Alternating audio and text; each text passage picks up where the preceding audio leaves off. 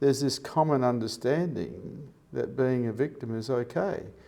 From my perspective, it's okay if you want to hurt yourself, but if you don't want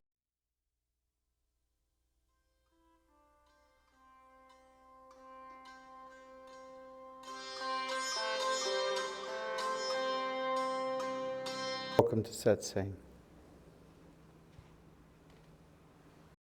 How to stop being a victim of circumstances that seem unfair? Well, first of all, you have to have a belief in unfairness. And I just don't have that belief. The idea that things should be fair is out of touch with reality. All we've got to do is look at the animal kingdom, and the big animals eat the little animals, the old animals and the sick animals. There's nothing fair about it. When we teach our children fairness, we're teaching them how to suffer for the rest of their lives, because they'll go out into a world that is not fair, and they'll develop injustice wounds because they think it should be fair. And so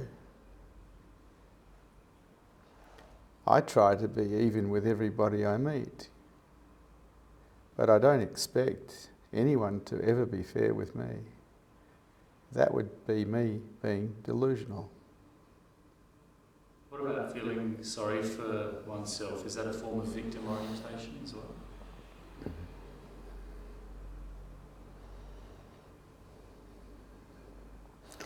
I don't think I've ever done that either. Feeling sorry for myself, my gosh.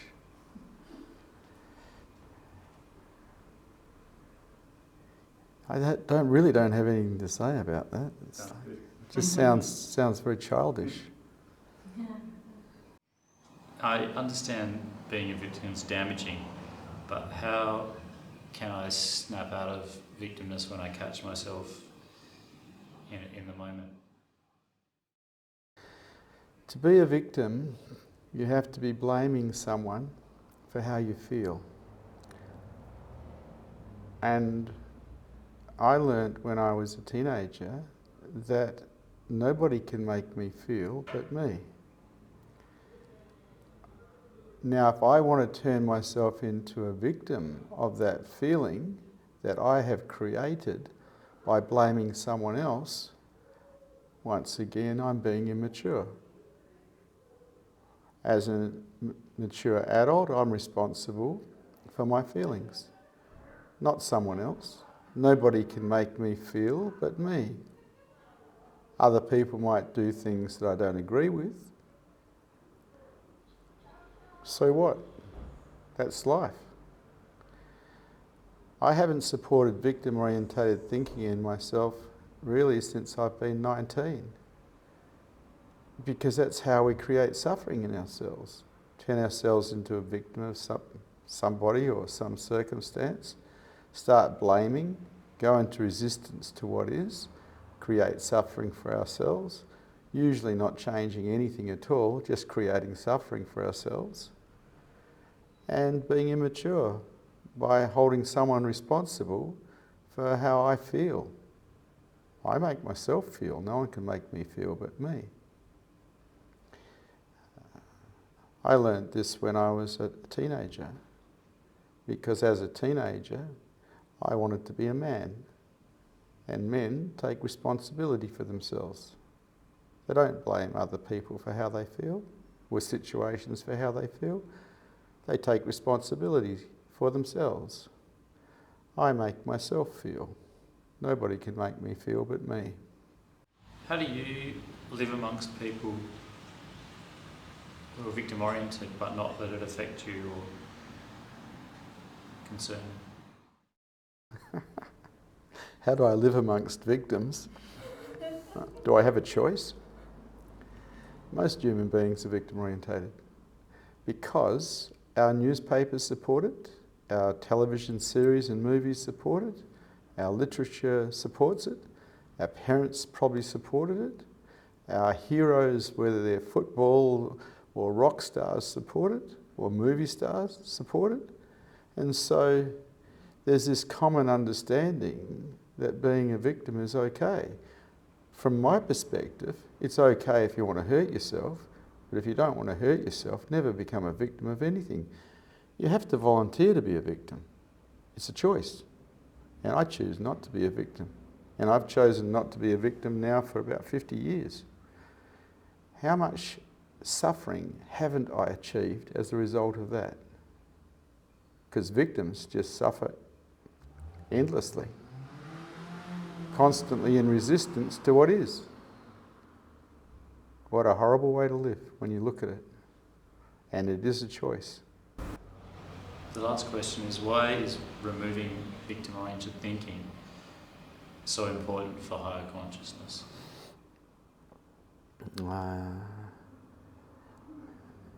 Higher consciousness is achieved by witnessing the mind and seeing through the mind, not getting caught in the mind. When you can see the mind clearly, you remove all the obstacles that are in the way of higher consciousness and in the way of heart. In lower consciousness, all you do is you see dream and you think it's real. In higher consciousness, you're witnessing the mind, and you have been witnessing the mind for quite a while from a non-judgmental place. And so you see everything. You see everything that's happening. You see what's in the way. You see the different defence systems that come into play. And anything that is in the way, you remove. And this actually works.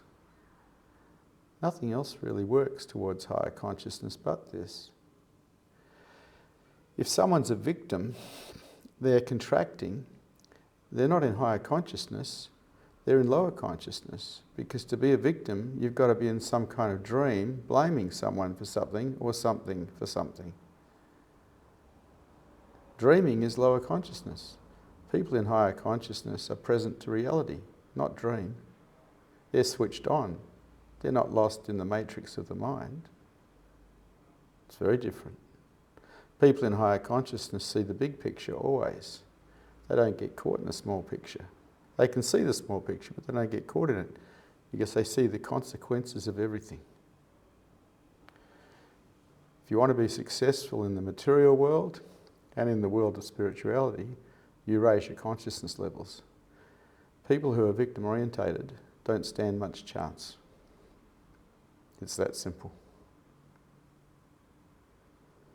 Thank you. Okay.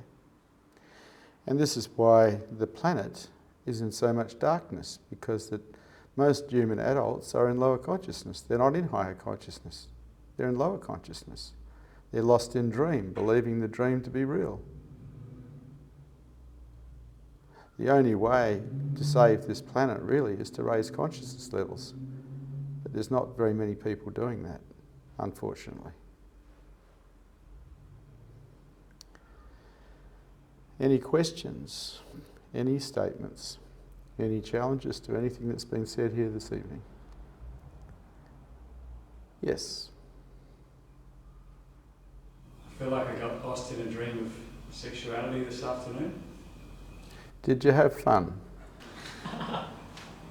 Yeah, I felt quite alive, but I feel like I have to confess. I'm really not interested. I'm not a priest. You can't go, bless me, Vishrant, for I have sinned. I'm not interested.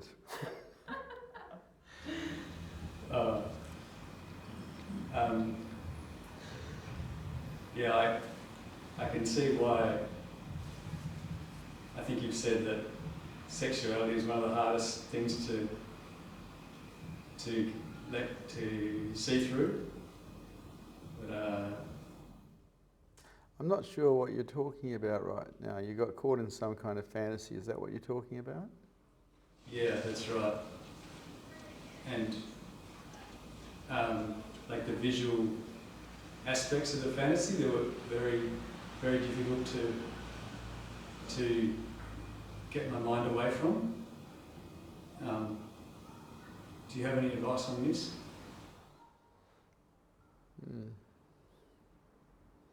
When we entertain pornography in our minds, it activates our sexuality pretty strongly.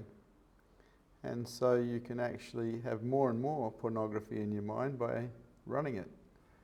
You don't have to support it, it's your choice. It starts up in your mind, you don't have to continue it, it's your choice. You can if you want.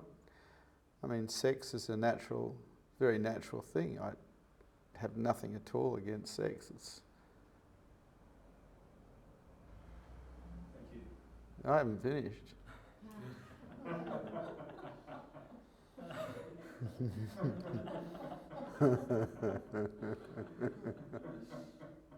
A lot of people say thank you when they want to shut me up. I don't shut up that easily.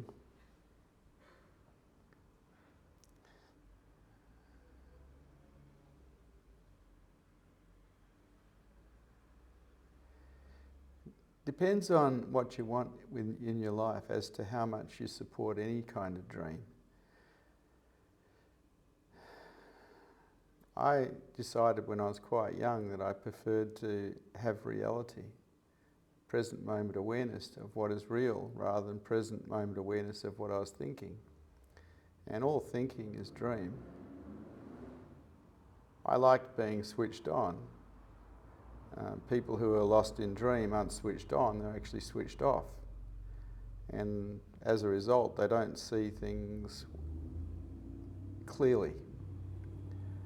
And I was going into business at a young age, and I wanted to see things clearly. And so I was very present to reality. Pornography is just another way to distract yourself, another way to not be present to what is real. On the other hand, real sex is great.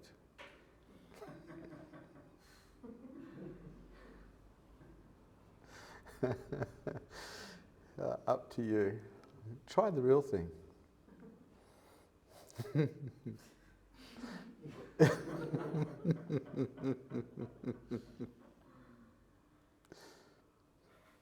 Yes.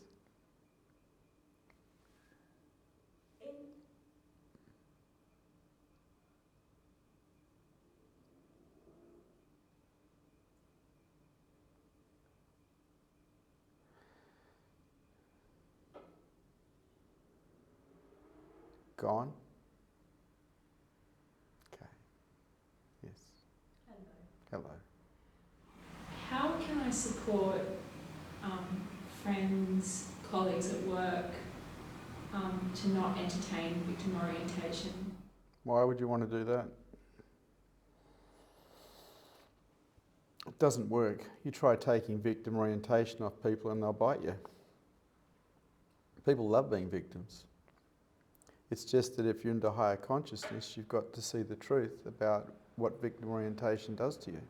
It keeps you locked in lower consciousness and it keeps you in sufferance. But trying to tell people who aren't interested in being told will just get you bitten. Maybe you like being bitten.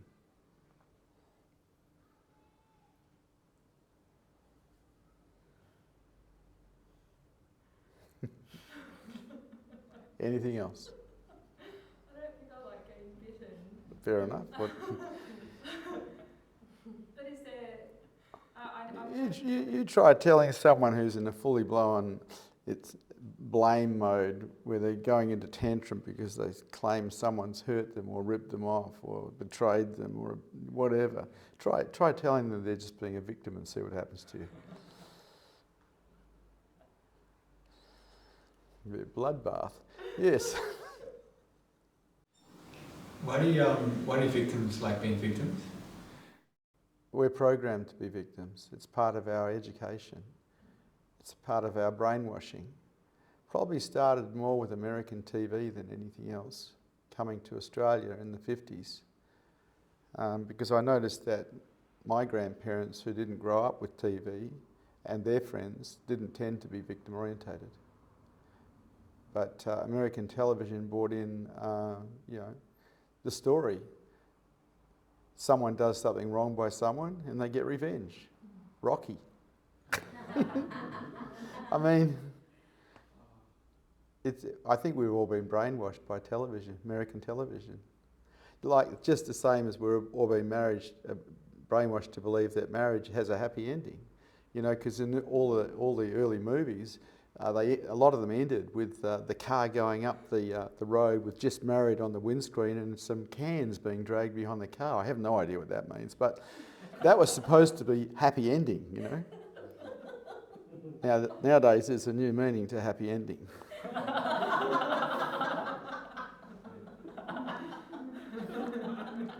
Anything else?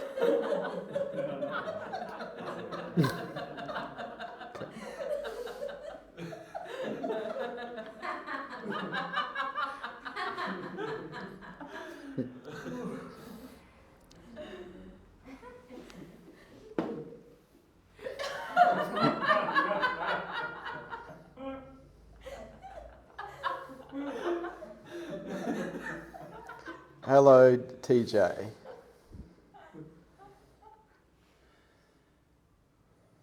Hey, Vishrant, can you hear me all right? Sure can. Awesome. I wanted to ask you, from my experience here in America, most of the people that I've met who are switched on, they're more often the business people, the people who are in the business world. I haven't met too many poor people or regular class working people who are as switched on as some of these people here. Do you know why that may be the reason? Yeah, I do, because I was a successful businessman and I was switched on and all of my friends were switched on. It's what made me to be successful and wealthy. I started with absolutely nothing, not a cracker. I started my business when I was 24 years old. I retired when I was 28 because I was switched on. My consciousness levels were through the roof. Because I did the work on myself. I did the work on myself. You know, like, I'm trying to teach people now how to be switched on, but it's difficult because it takes a fair bit of work to be switched on. What did that work consist of at the time? Witnessing the mind and removing all limiting belief systems, which is what I did. Can you give me an example of a limiting belief system that you removed? How about belief in victim orientation? That was one of the first ones I removed. It took a while. I worked on it because I came from a family that was very victim orientated, and it was difficult. But I started challenging all my belief systems around victim orientation when I was about 19, and just kept taking them apart until it just didn't happen anymore. I didn't actually fall into a victim role anymore. And so that was probably the biggest one.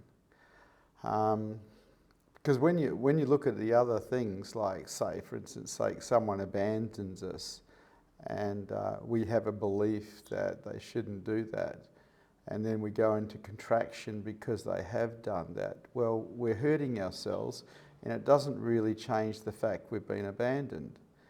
And so I started having a look at that belief system, and I started challenging it, because belief systems can only hold water if you have faith in them. When you start putting doubt into a belief system, it loses its integrity. And so I started doubting that I wasn't supposed to be abandoned by this person who abandoned me. I started looking at it and going, well, how do I know in God's big picture that I wasn't supposed to be abandoned? And the answer comes back, well, I didn't know. How could I possibly know? And so why do I have so much faith that I shouldn't be abandoned when the truth is I don't actually know? How do I know that it wasn't absolutely right for that person to do exactly what they did? How do I really know? And I don't know. And so I'm injecting doubt into belief systems, and the belief systems are losing their integrity, losing their power. And so... Go ahead. I was just going to ask, as a result of that, how did your behavior or how you felt? How did that change? Well, someone abandons me. I can go back to my last marriage. I got abandoned. I was with my wife for 20 years. She left me and went off with another man, took my kids, and I helped her shift. Because I don't carry the belief system that I shouldn't be abandoned. I'm actually into freedom. And if my wife wanted to be free, that was a fair call because I was into freedom. You can't say you're into freedom when you try to imprison people. That's not possible. I've been into freedom since I've been a little boy. You can't take prisoners and think you're into freedom. And so when my wife abandoned me, I helped shift all her furniture to a new house with a boyfriend because, first of all, I didn't have a belief that I shouldn't be abandoned. And secondly, I don't take prisoners. And thirdly, I still loved her. You know, so I helped her. That's how it shows up. What's the difference between, or let me ask this first, when you were identifying these belief systems and removing them, were you at the time aware of spirituality, or was this more? Heck no. No way. I wasn't. I hadn't got a clue about true spirituality. I was a Roman Catholic Jesus freak. No, I didn't know. I just knew that because I dropped out of school in year 11, and I knew that my future involved me being an entrepreneur, not a engineer or a chemist or a doctor or something like that, because I wasn't going to go to university. I had absolutely had enough of school. So I trained in business. I started attending encounter groups and business motivation seminars, and I attended a lot of them, hundreds, and learnt a way to be in the world that was successful. Applied totality to it and won and won and won and won. There is a recipe for success. Go ahead. You go ahead. What is the difference between that business person that's switched on, which you identified as a higher consciousness, your higher consciousness was through the roof at the time, between you actually learning spirituality and going towards enlightenment? Well, I got involved with the 𝐬𝐸𝐴 organisation when I was quite young, and realised that there was another mountain to climb. I'd already climbed the mountain of success in business. I was bored. I'd actually retired. And then I came across Bhagwan Sri Rajneesh and that mountain, the mountain of spirituality, the mountain of high consciousness towards heart and towards enlightenment. And my association with him changed my whole direction in life. And so I started to look at, well, how do you be successful in spirituality? And it's not the same as being successful in business. In business, to be successful, you have to be able to stand alone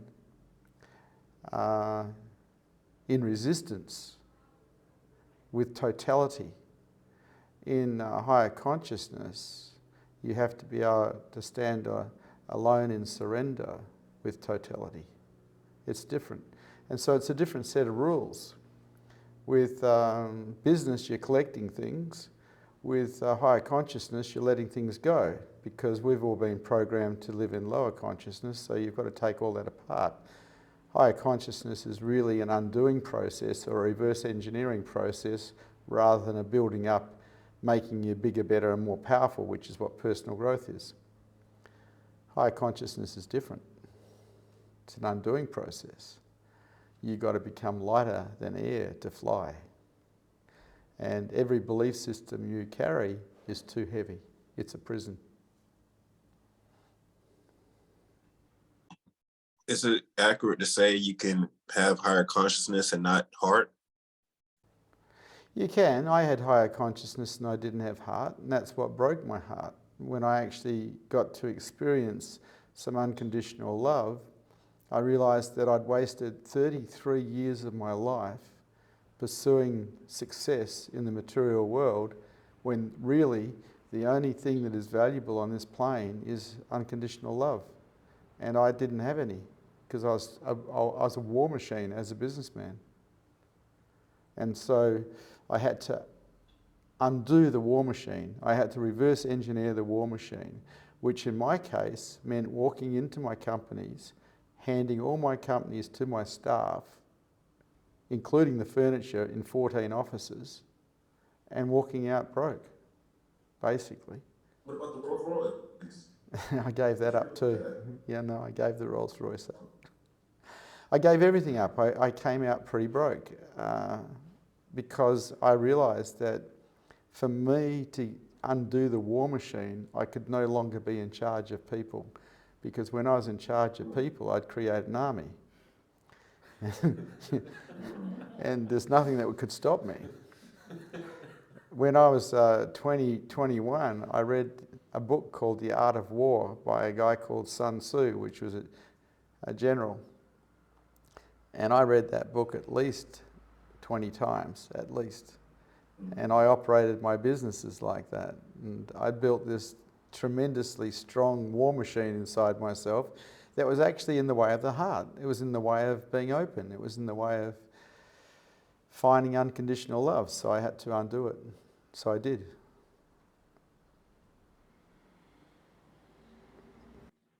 Can you give me a little bit of more clarity on what makes a girl a woman and a boy a man, or the difference between a boy and a man, or a girl and a woman? Basically, responsibility. It has nothing to do with pubic hair. A lot of people think that when you get to the age of 18 or 21, you're a man or you're a woman. I don't think so. Yeah. Men take care, they take responsibility for themselves, and they take care of everybody. Men who aren't men who are still little boys, just take care of themselves. It's simple. It's not complex. And the same goes for women. I ran, before I started holding satsangs, I ran men's groups, teaching men how to be men. Because there's so many, and most of the men that came to these groups were older than I was, but they just didn't know how to be men. They were still little boys in old bodies. They didn't know. How old were you at that time? 40, something like that. When I was a teenager, I wasn't mature, and at 19, I was still running a street gang, and my parents, they're still not mature. They're still kids in old bodies, you know, and so I didn't have very good role models. So I joined a club called Apex, which is a service club for men under 40, and they go out on weekends and, you know, help pensioners and build adventure playgrounds in poor suburbs and things like this. And what I got to see when I was in that club, I was the youngest person in the club by quite a way. I got to see what real men were like, men who were actually men, not men who were pretending to be boys. And so what I did is I watched them and I started copying their characteristics, and I copied them for long enough until they became my characteristics. Part of it was taking responsibility for myself. Another part of it was taking care of everybody else I met. And it served me very well. I got to understand that a man is worth, his word has got to be worth something. So if you say you're going to do something, you do it. You don't flake out on it. You don't offer excuses. You make it so, you know. If you're going to be, if you're going for an appointment somewhere, you be on time. You don't let people down, because the most valuable thing a person owns is their time. And if you actually let people down, you're costing them something. And so you can always ring up and change the appointment, but you never let people down. This is just manly behaviour. And it's a form of maturity. Immaturity does not work in higher consciousness. It simply doesn't work. It works really well for suffering. That's about it. I have just two more questions. One is, how do I enhance my clarity? Is it just solely through witnessing the mind and removing belief systems? That's one way. You watch the mind and you remove the belief systems. You watch the mind and you remove any obstacle that's in the way. But the other way is making sure that energetically you're in a clear environment. If you're in an environment that's energetically dense, well, you're not going to have much clarity. See, I realised when I was very young that clarity rules. If you don't have clarity, you can't see what's happening around you. You can't see the big picture. You're lost. So I got into clarity when I was very young. It's like talking to you now. I'm aware of you. I'm aware of the guys that I can see on the side, but I'm also aware of everybody in this room, and I'm aware of what's happening outside the room. Switched on, not switched off. Not lost in a small picture with you. Ambient awareness. And I've been like this since I've been a teenager. And I value it. It's brilliant to be switched on. It's terrible to be switched off.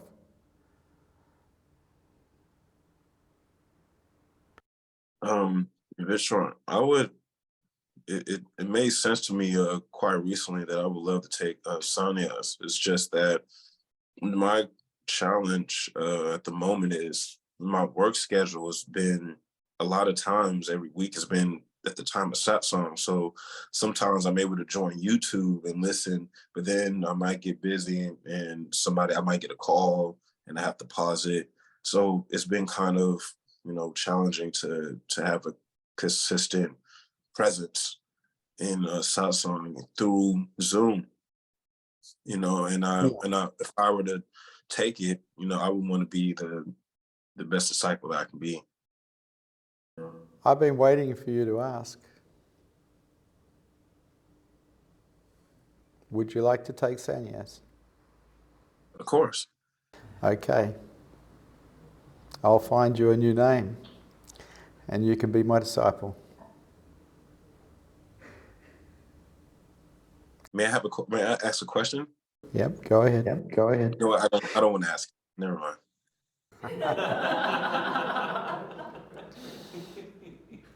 My whole deal with you now is to do whatever I can to help you raise your consciousness levels, find heart and get free. That's my deal with you. Okay? I take it, yeah.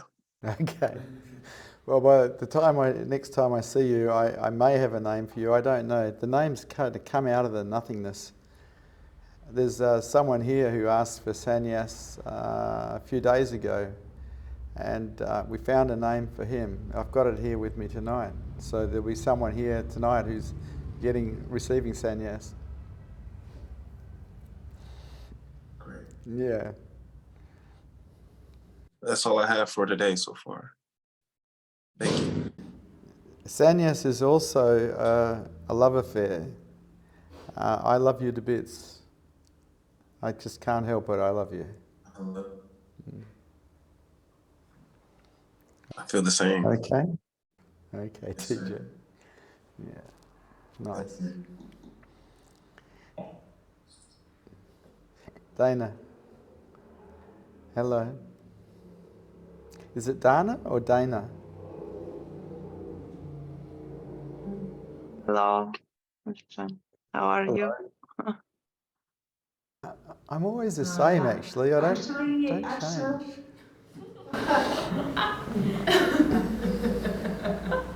Actually, in English, it is sounds as a Dana. Dana. Okay, I'll call you Dana. Nazarova. You're Russian? Nazarova. Russian?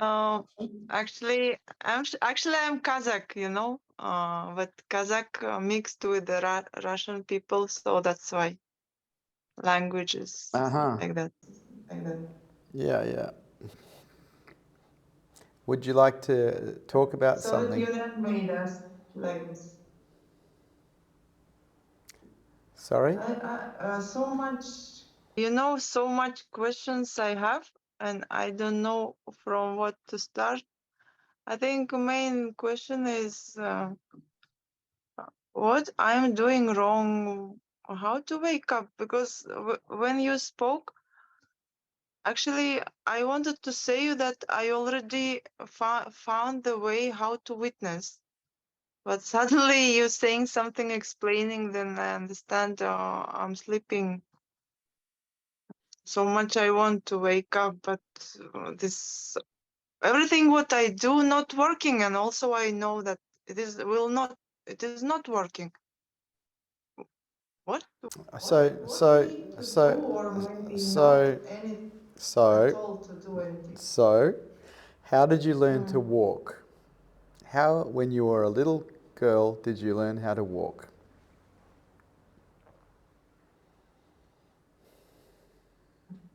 Very careful. Yeah, you fell over and then you got up again, right? And then you fell over and then you got up again. Mm-hmm. Yeah, that's how you learned how to walk. Well, that's how we learn how to raise our consciousness levels as well. We try, we fail, we try again. We try, we fail again. We try, we succeed a little bit. If you keep going forward, you put your totality into it, you will succeed. But it doesn't work just because you think it's a good idea. It works because you put the effort into making it happen. Practice is the only thing that raises consciousness levels, nothing else. You can't learn your way into higher consciousness by collecting spiritual knowledge. That doesn't work. Only practice works, nothing else. Yeah? The answer is yes. I'm helping you. And am I right if I say that witnessing can be only in very, very, when you're very quiet, very deep inside, like everything, No. That's coming that. up a little, but you're That's how you begin. My mind has been witnessing itself since I was 14 years old. It sees everything the mind does, no matter what I'm doing. Even if I'm out here having a heavy discussion with someone, my mind is being watched by a silent witness that is detached. Because at the age of 14, I started practicing witnessing my mind. And I've never stopped. Now, it's not that I do witnessing my mind, it's a default pattern that's been developed. It just happens automatically.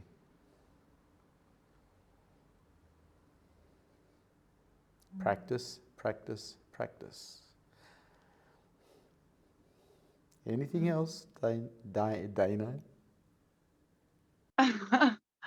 means mind could be so much big, means so much here, and like sometime I'm losing the belief, or how you can say, like I think, I never get it, I never achieve time Well, like that, that I pretty feel. much that guarantees you'll fail. That's not a good thing. That guarantees failure. If you think you can, you can. If you think you can't, you won't. It's really simple. You're shooting yourself in the foot with your negative attitude about yourself.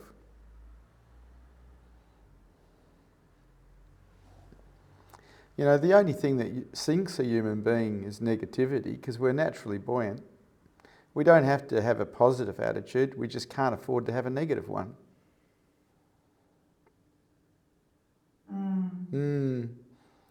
I've got someone else here I'm going to talk to, Dana. Okay? Great. Hello?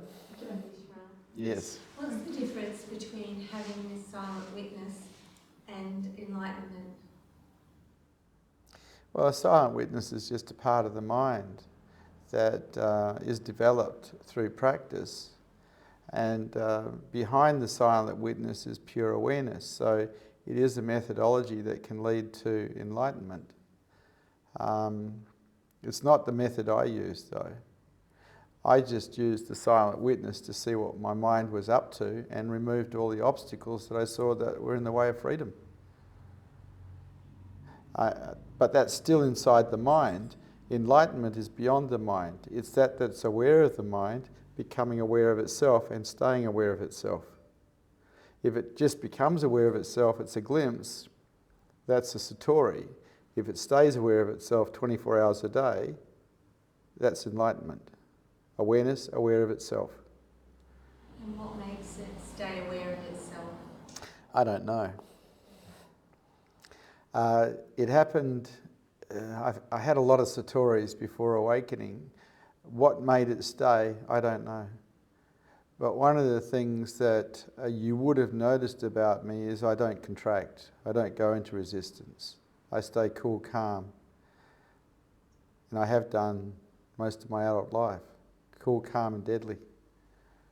And so when the mind contracts, it attracts awareness back to itself, back to the mind, and so you lose awareness on awareness. So this is what happens to most people. They have a satori where awareness goes onto itself and they experience themselves as the nothingness or the vast everythingness. And then they find themselves back as ego-based because awareness has gone back to the mind because the mind has somehow contracted or tried to hold on to something. That'll do it. For me, I was in the presence of an awake teacher and awareness was on itself and I was experiencing that and there was an absence of the I. And when the teacher went away, it's just stayed like that for 24 years now. But I think my mind was prepared to support what had been found because I wasn't into contracting or resisting anything. I was into acceptance of life. I wasn't shaking my fist at God and saying, hey, you got it wrong.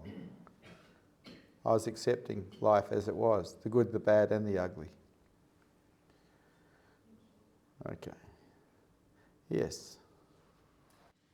You know, you were just talking about the silent, the silent witness. Yeah. I've been trying to do. I'm not very good at just sitting and meditating. Or I'm doing the walking thing. That works. Yeah. So that I can do that. I can do that quite easily. So the silent witness bit is that basically when my mind starts wandering off, and then I have a chat with it and bring it back again. No, not at all. That's you're talking about just meditation where you're aware of what's real, whether your footfalls, your breath, what's happening around you. That's just meditation. The silent witness is different again. It actually just watches the mind from a detached space and it sees what it's doing. And because you have it there without judgment, you don't get caught in whatever it's seeing. So the mind might be running a story, some kind of drama, but you're not caught in it anymore because you have detachment from the mind because you have this silent witness watching it. Does that make sense? So that's a methodology towards enlightenment, but meditation is being aware of everything out here. Because everything out here that you see, you feel, you hear is real. What you think about it, it's not.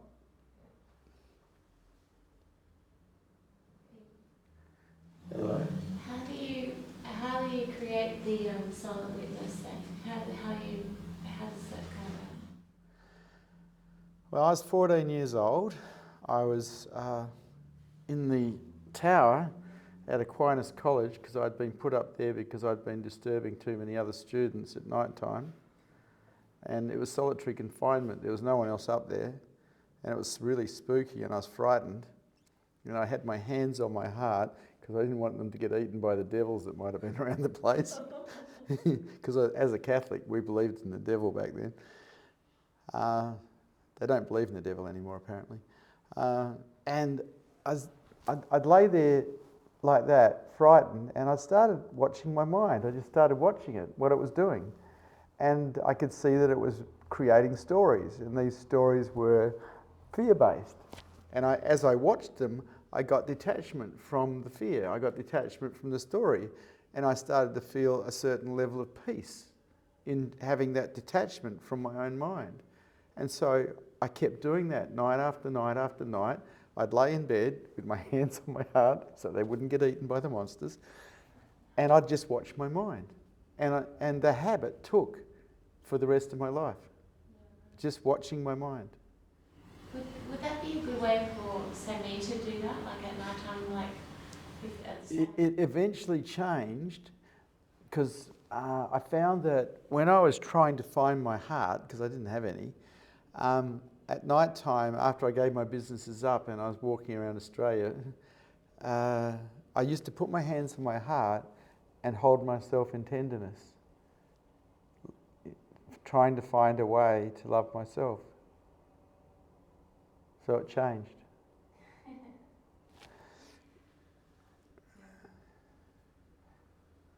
Yeah. It's quite an adventure to go for heart for someone who doesn't have any.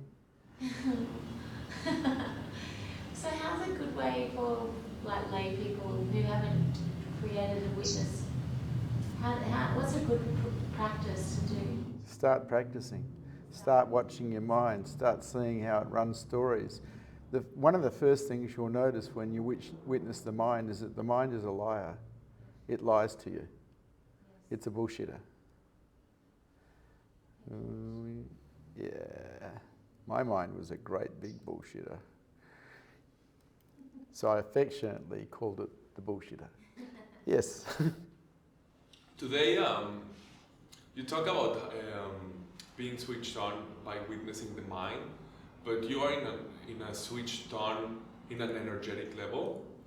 Like today, I was cool, calm, and deadly watching my mind talking to one of my employees, and I was so aware of my energy and my mind and everything that was happening around me, but his energy stick through me. Well, you weren't aware enough to pick his energy up. Exactly. So you weren't that switched on. Exactly, and that's my question. It's not only about witnessing your mind and your own being clear, it's about raising it to the next level, to being aware of everybody's energy around you. Pretty much. And we do have the ability to do that, but only if we're wide open and switched on. Most people aren't wide open, they're closed, defended, and switched off, living in dream. But human beings have the potential to be switched on, and that's what higher consciousness is about. Forget spirituality, that's just a ridiculous word. Higher consciousness is reality. I live as reality, not as something that's spiritual. This whole idea of holy is rubbish. There's no such thing as holy. There's reality and switched on. And ultimately, the ultimate switch on is awareness, being aware of itself, which is called enlightenment. Yeah. That's the ultimate switched on. That's the flowering of human consciousness. Yes. Yeah, I found also that, Yeah, I don't practice holiness. Yeah. I think it stinks. If you wake up, your personality is going to be used by truth to probably tell people how to get free. Yeah. And however you are now is going to be how it's used. It's not like you're going to become the Dalai Lama or Buddha or Krishna. That's not what happens. You don't suddenly become holy and wear dresses on stage. You know?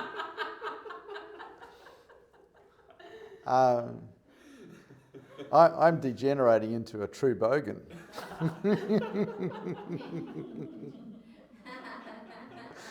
With heart. I love everybody. And I love muscle cars and motorbikes. Anything else? Thank you. Yeah.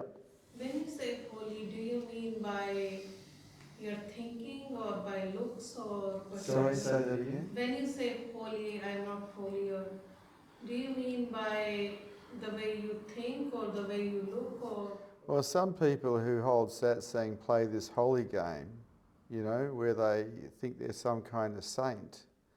And I find that sort of thing quite sickening. I prefer reality.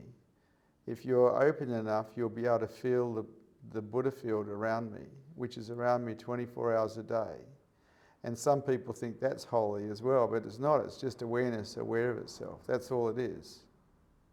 And it's very beautiful. And if you can perceive it, you can learn to die in it and find yourself as truth. But it's not holy. It's just what is. It's reality. I live as reality. Most human adults live as dream, thinking there is somebody that's been somewhere, that is going somewhere. Take away your imagination and who are you really? Because your imagination is not real. The question is, what are you really?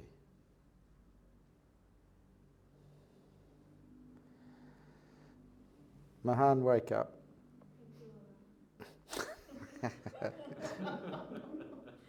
Got him. Hello, Rajesh.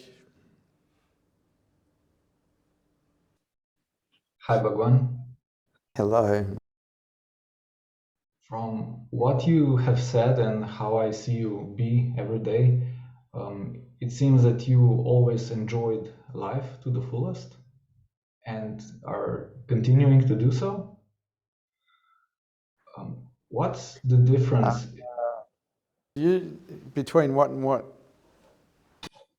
Between before, how you enjoyed life before and after enlightenment. The process of enjoyment. Well, before enlightenment, I just loved to play. I was a party animal. When I left school, I was so glad to be out of school. I had a party, and I never stopped.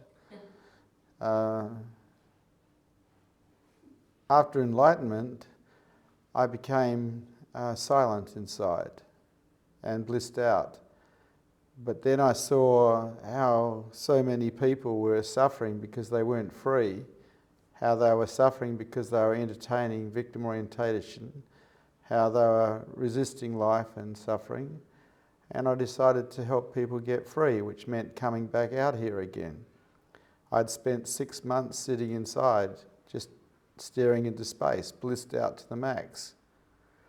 But I decided to come out here again and start teaching people how to be free, because I love human beings, and I love them all, the good, the bad and the ugly, because my heart is wide open and I can't help but love everybody.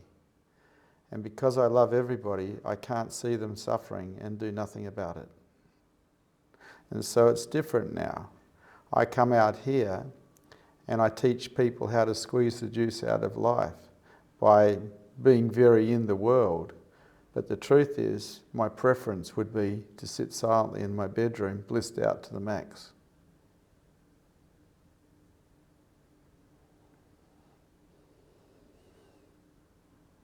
Can the being blissed out to the max, and I mean, from what you just said, it seems like you're living for others, not for yourself anymore. That's true. And I don't have another reason to be here, man. You don't understand enlightenment. Enlightenment, you don't make it to enlightenment. You as an I don't get enlightened. That's not possible. You as an I aren't even real. Without imagination, you as an I can't exist. And imagination is not real. When enlightenment occurs, awareness becomes aware of itself, the I drops. It's gone. And what you sense is a sense of absence. An absence of the I, an absence of the somebody. It's like right now, there's someone talking, but there's nobody talking. No sense of a somebody here. Gone, gone, gone. Absolutely gone. I had to learn how to be human again after 6 months of staring into space. Had to learn how to blink. Had to learn how to look away from people. Had to learn how to be funny again. Had to learn to become human so I could meet people and they could communicate with me. Because most people can't meet me where I live, because I live as silence and stillness. So I'm guessing nothing like ego-based enjoyment of things. Is there anything that remain from that, or it's? Yeah, I love food.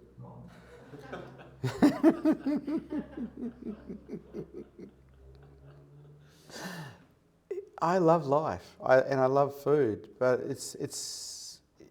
Can you imagine being blissed out to the max, like you're on heroin all day long, and wanting to do something? Well, that's what it's like. My mind is profoundly content for no reason whatsoever. I come out here to play with you, to help you. There's not much in it for me, really. As a matter of fact, there's nothing in it for me. My life is a life of service, and it's my love affair. It's my love affair with life. I love life. I love people. I love animals. I love plants. I love oceans. I love earth. I love the sky. And I love you.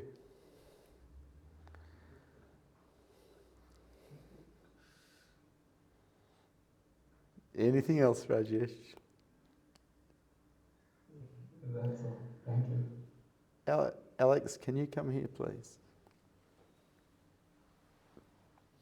Come and sit in this chair here for a tick. It's not that one. It's not? No, that was... Ah, it's another one. I do have it. Okay. I just got to find it. No, you can sit here. It's in my mind. Right here. Yeah, sit there. I sent it to Tosh. Can you get my phone out of my car? Yeah. Life is good. I've known you for how many years? It's a long time. Yeah. 8 years? No, it's more like 13 or 14. 13 or 14 years, wow. And you've taken all this time before you decided to ask for sannyas. You are one stubborn dude. I actually wrote, when I spoke to Tosh the other day, he said, "Oh, I'm looking forward to hearing what your sannyas name will be." And I wrote back, Prem Stubborn. Yeah, it's actually much more beautiful than that. It's part of a Buddhist mantra. The mantra is 𝐬𝐞𝐥𝐟 𝐢𝐴, gone, gone, gone beyond. Thank you. Your sannyas name is Prem 𝐬𝐞𝐥𝐟. Prem meaning love, and 𝐬𝐞𝐥𝐟 meaning gone beyond. Gone beyond. This is the goal of the seeker, to be gone as an I, and for awareness to be aware of itself. The pathway is love.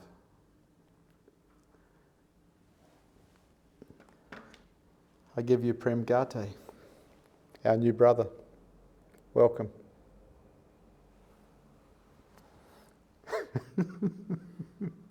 𝐬𝐞𝐥𝐟 𝐢𝐴. Thank you, Bhagwan. Thank you. Thank you, 𝐬𝐞𝐥𝐟.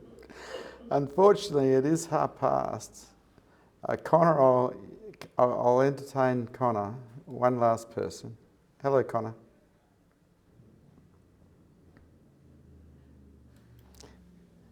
You have to unmute yourself to talk to me, mate. Sorry, yeah. In a bit of a whirl of my own there. Sorry. How are you? Thank you. Same. Always the same. Oh, yeah.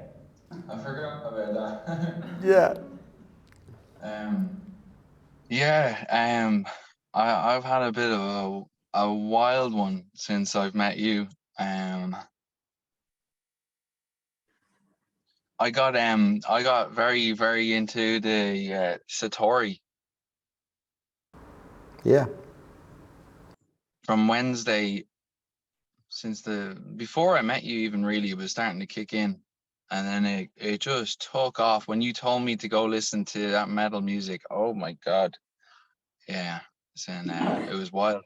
And then Friday, something happened on Friday, and I was in this blissed out place, and there was it just, what happened, it drew me back in, it drew the person again, and it just shoved me into a cage.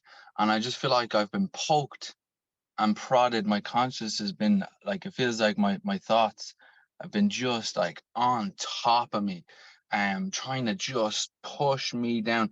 And I feel like it's like the balloon of who I am. It just, as soon as you start talking again, it just bing, and I'm back out again. I'm like, oh my goodness. Connor, that's what I found. I found that with my teachers as well. I'd go in as an I, lost, dreaming to some degree, and then I'd go into their presence, and after a while my mind would expand and I'd start finding myself as the nothingness and the everythingness. And so that's a really good sign. It's not a bad sign. It's great. Good news. The thing is though, it's all meant to be. I know it's meant to be, and it's the perfect scenario for me to be in what I'm in right now, but I'm around extreme dense consciousness in certain areas, and it feels like a radio frequency is just cutting me off. And I'm just going through this fear at the moment where I'm trying to, be awareness and to dissolve the fear and dissolve the whole lot of it. And it's really interesting what's going on. Really interesting. It's a game. It's a lot of fun, but it's a fucking mad one.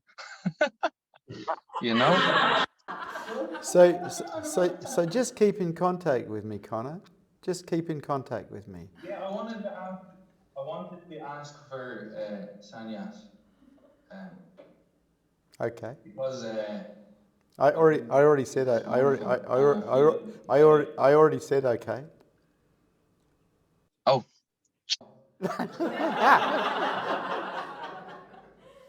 I